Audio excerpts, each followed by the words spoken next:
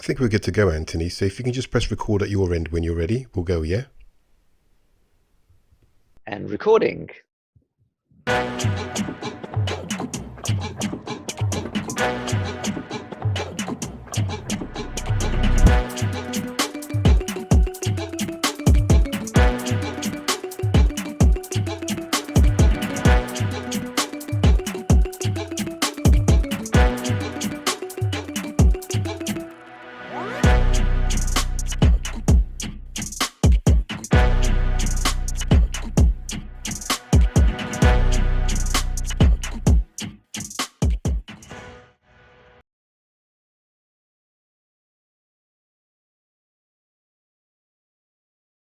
So SeedLegals is a legal tech platform that in itself isn't interesting to anyone, but it replaces law firms. It's a platform you go for all the things you need to grow your company. So we like to think of it as the operating system for your startup. So it's a place you can go to hire, complete all the legals for hiring people, build and manage your cap table and your shareholders, get investment ready, close your next funding round, and incentivize your team with share options. So things you would have gone to lawyers and accountants and try to figure out what you wanted, the platform now automates all of that.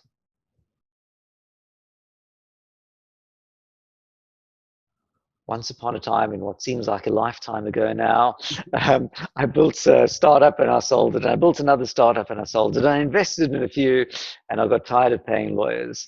And then I at a party, bumped into my business partner and co-founder, Laurent Laffy, genius ex-VC and serial angel investor who had exactly the same problem, but from the investor side. And he suggested that we get together and do something about it. So about 4 years ago, we had this meeting of minds. About 3.5 years ago, we launched, and now we are about 65 people, and about 1 in 6 of all UK early stage funding rounds and share option schemes is now done on SeedLegals. I did back in my iPlayer days, and which was very nice. I think there was a technical BAFTA that year or some series of years. So yes, it was obviously very nice, and it's beautifully sitting on the mantelpiece, and it's an awesome thing to have. And of course, it was always a team effort. But some people are privileged to have their name put forward, and that was me, yes, and a couple of colleagues.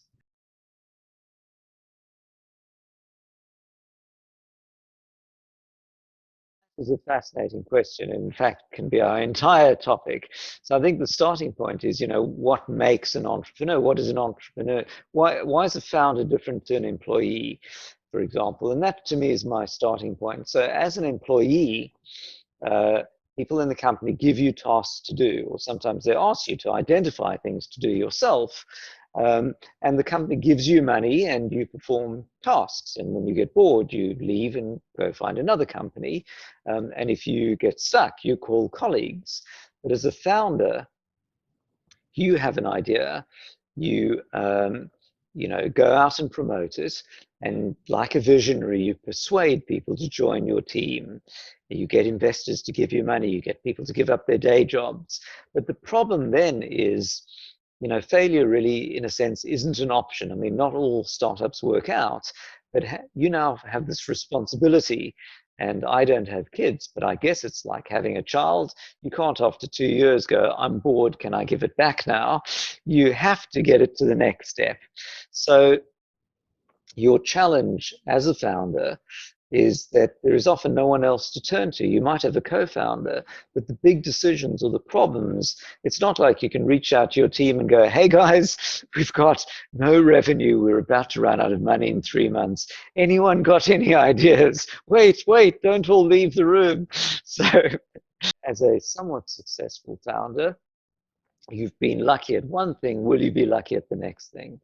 So if none of this is for you, you should not be a founder. You should get a steady job somewhere. But if you love turning an idea into reality, and actually you thrive on uh, open-ended problems, the lack of certainty.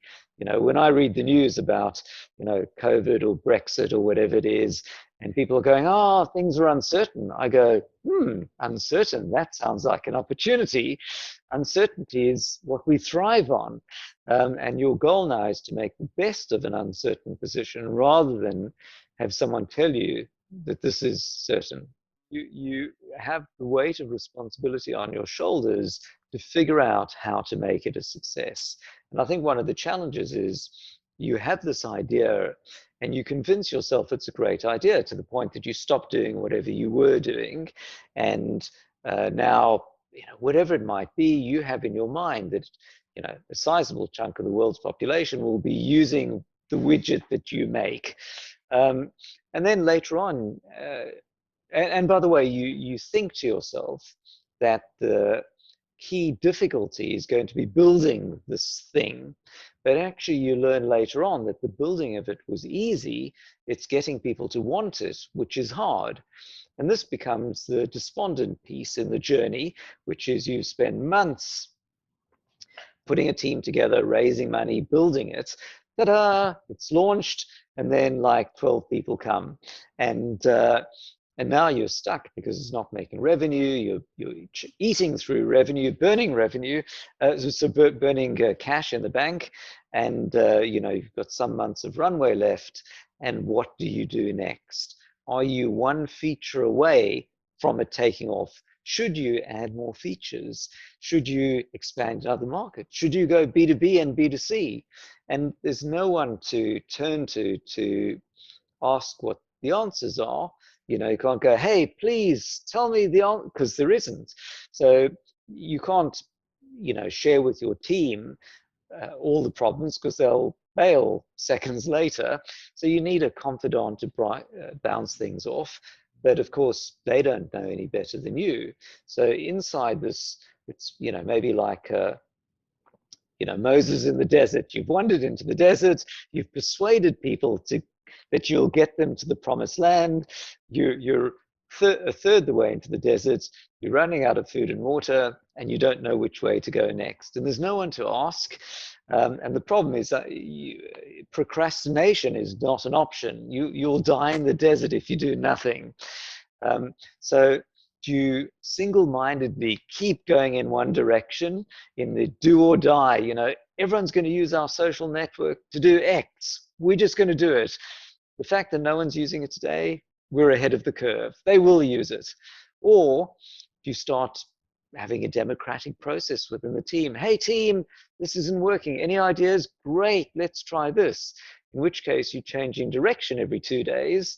And then you'll just go in circles or a random drunken walk, and you'll die in the desert somewhere nearby because you'll never have made it to the other side.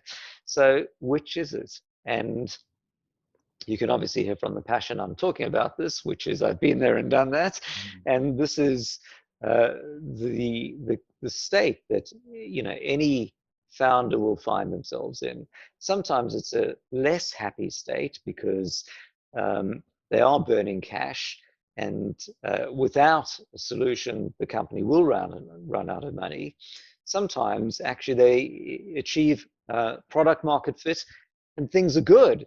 But now, if you don't disrupt yourself and you don't do the next thing, at some point, someone will eat your lunch. So you now got the problem space of how can you repeat an early success? So everyone's looking at you going, that's the Wunderkind, they got us to here. But actually, you've got no more ideas. It was kind of, it was a bit of luck. So will you have the next, maybe it's like the musician. Years ago, in my Kazaa days, I met with all the music companies in New York. And and the people in the room were the managers of some of the hottest music acts at the time, the hottest artists. And I expected them to be on cloud nine, that they were like God, they'd found, Pink Floyd or whatever it might be. And actually, it turned out they were all really, really nervous because they knew that finding that hit artist was a bit random, and the past success in no way assured future success. And they knew that if their next guy was shot, arrested, died of an overdose, whatever it was, then their next gig was up. I think with COVID, and in fact, with Brexit and other perturbations to the system, so to speak, luck's going to play a great part, and you might find yourself just luckily in a position where you benefit from a change in the world. You might find yourself hugely disadvantaged by it. I mean, if you're a restaurant, your options are fairly limited. I mean, you can reinvent yourself as a food delivery business, or you might find yourself in the big space in between where there's some ups and some downs. But I think for the founder in everyone, your goal is to leverage that opportunity to say, if things are changing or will change, how might I leverage the IP I've built, the team, whatever the product we've got, to take advantage of that? And again, in some cases, there is no good outcome. But I think the one thing to me is clear is procrastination in startup land is death. You can't not make decisions because you are burning money, or you're going to furlough your team and everything stops. The only time procrastination is fine is if this was just a thought experiment and you still had your day job and hadn't started something new yet. Great, keep noodling over it, that's great. But once you've got a team that you're paying each month, either you hibernate everything, in which case you leave the door open to others to step into the space that you thought was yours, or you have to make decisions. But when I came across startups going, well, we think we're going to hold a fundraising, it's like, okay, great. I mean, hold up for 2 weeks while you figure out what to do. But, if you keep holding it up, you're dead. You can't exist without fundraising. And likewise, investors, initially they said, well, we won't invest till we'll see how things work out. But what I found very quickly is that the smartest founders who happened luckily to be in spaces that would benefit, medtech, edtech, fintech, and so on, from COVID, were not only not procrastinating, but were amplifying their fundraising efforts to take advantage. The slide deck showed how they would benefit from the COVID opportunity. And that meant that the sharpest investors who wanted to be part of the hottest rounds would have no option but to keep going, or they would miss out on those rounds. And so I saw in the UK startup investment space, there was a brief dip while everyone went, oh, shit, what's happening? To very quickly it recovering, and after a small number of weeks and months to come back up again, actually it's booming, and not uniformly. Some are way up and some are way down. But as a founder, it's not only, in a sense, your duty, but I think what drives you individually to not hold up and to take advantage of changing situations.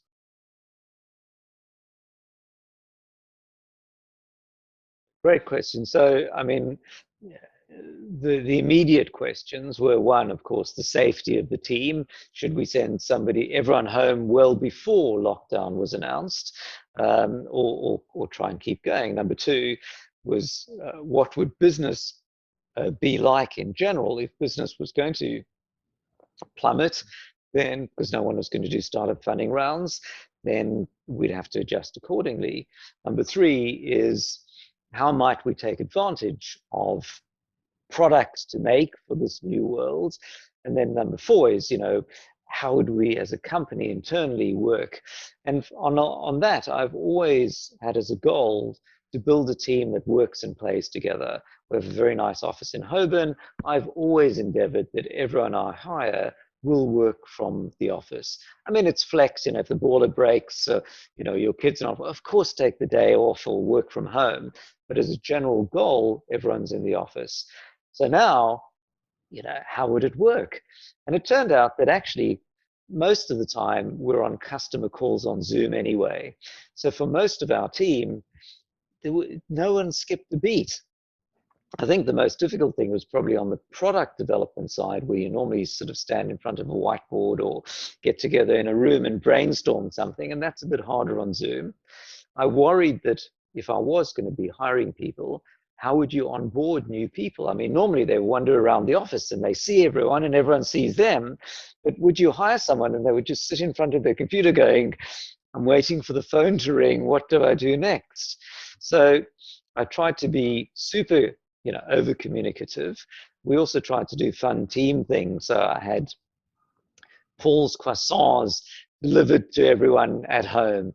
And then I had a wine tasting where I had wine delivered, and we had on a Zoom call with the person from the wine company. And then I got COVID masks for everyone. So I tried on it like every couple of weeks to have some fun events, and then more frequently team bonding events. There's a Slack plugin called Donut that introduces you to random people in the team to have a virtual coffee with.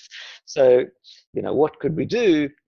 I've probably sort of cut down on those in the recent months, firstly, because I'm just maxed out otherwise. But I think, secondly, because it's turned out that we've all now grown accustomed to this way of working. We just happily hire people that are working from home and onboard them remotely, and also get on Zoom calls with my team who I think are in London. And I go, that's a strange Moorish arch in the background. Where would you be today? And it turns out, oh, I'm in Morocco, or I'm in Slovenia, or I'm with family in Rouen, or whatever it might be. So I think then the question, of course, is, will this be the new norm, or will everyone be back? And what I found is that probably a third of the team are actually really keen to be back in the office.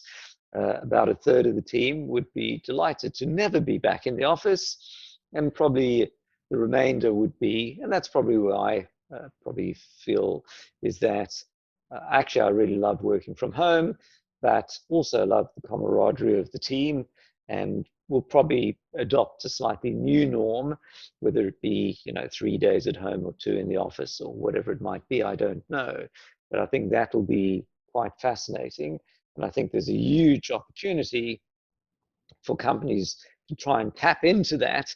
Of course, no one quite knows what it is. They fall into two classes, ones I can talk about and ones that I can't talk about Okay. yet. The ones I need to keep the kindling dry. The one I can talk about is we clearly want to be in other countries. So, in the same way that TransferWise brings you borderless banking, I would love us to bring borderless legals. Today, legals are very localized. In each country, they've got law firms for that country. They've got documentation in a particular language and particular legal jurisdiction. But actually, when you're negotiating a funding round, you're always talking abstracted things. Can I have an investor position on your board? What are the drag along rights? What are the investor consent rights? It's the same whether it's in French, German, English, Irish, whatever it is, law, or at least at a conceptual level. So can we, as a platform, have people negotiate things in plain English or their local language, and the platform magically builds the workflow, the legals in the language and jurisdiction for that. And that, I think, can transform the way that investors can raise and can invest in different countries, and founders can raise investment from people in other countries as well. And to, in the same way, maybe with TransferWise, it's hugely complicated to plug into each country's banking system. But in your case, you just go in their interface and go, I'm sending money here, and magically it happens. And I see us doing that with SeedLegals, and we see that already in France and Ireland, and there'll be more coming up. Separately, our goal is to be the operating system of your business. Initially, it was about fundraising, but increasingly around talent, incentivizing and retaining employees, managing your business, growing it through early startup through to Series A and beyond. So you'll see more work from us on larger rounds. We're about to launch a deal data room, so you can have all your document upload on the platform, and more. So, and you'll see, we like to have new things coming out every few months. You'll see a lot more over the course of the year.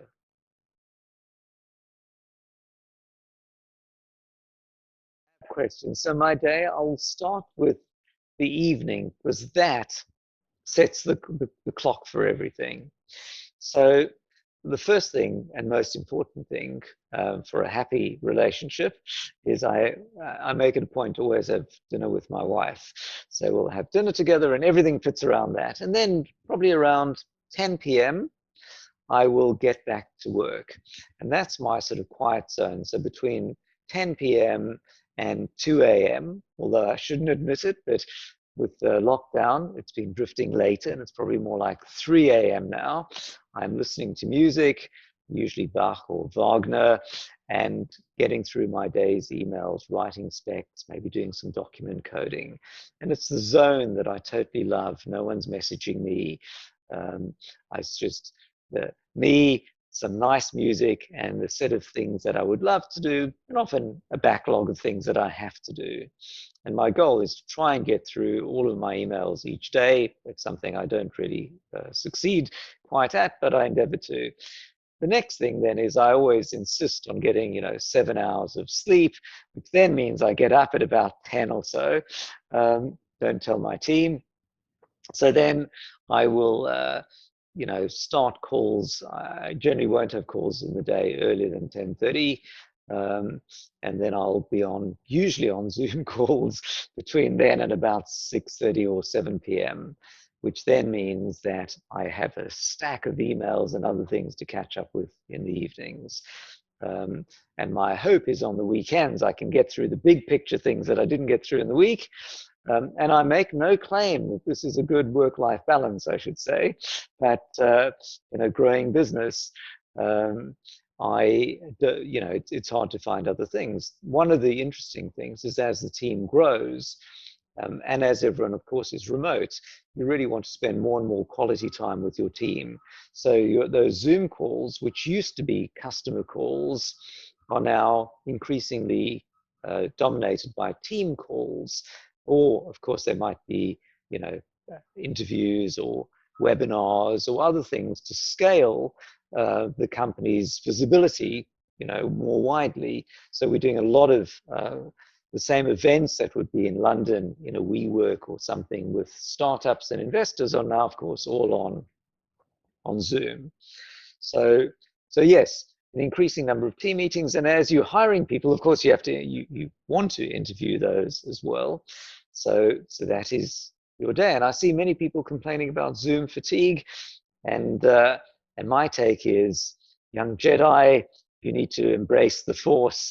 There is no way. If you want to have a profound influence, you have to talk to people. You have to communicate your ideas, whether that's one-to-one with your team or more widely on, interviews, and actually, get the right camera set up, get the right lighting, get a good chair, sort it, because that is the future for a while.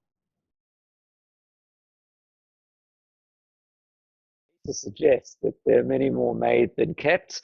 In a sense, a New Year's resolution is a failure to do things otherwise without having to try New Year's resolution. So I'm not a big fan of New Year's resolutions.